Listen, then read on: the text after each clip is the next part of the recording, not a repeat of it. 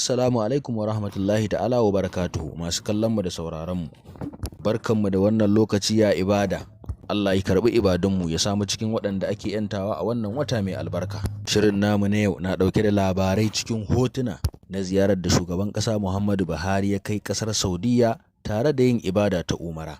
Shugaban ƙasar ya kai ziyarar ne a watan azumi na wannan shekara da muke ciki ta 1444 bayan hijirar manzon Allah sallallahu alaihi wasallam daga Makka zuwa Madina, wanda ya daidai da watan Afrilu na shekara ta 2023 da muke ciki.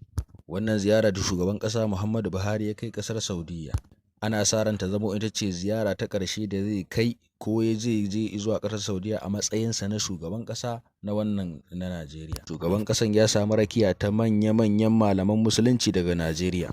Kaɗan daga cikinsu akwai shugaban ƙungiyar Izalatul Bid'a wa Iqamatus Sunna, wato Sheikh Abdullahi Balalau, da kuma ministan harkokin sadarwa ta ƙasar, wato Sheikh Ali Isa Fantami, tare da Dr. Bashir Aliyu Umar, wato limamin masallacin Al-Furqan na Alu Ebenu da ke Kano, da dai jigajigan manya-manyan malamai daga sassa daban-daban na ƙasar wanda suka yi wa shugaban ƙasar rakiya don kai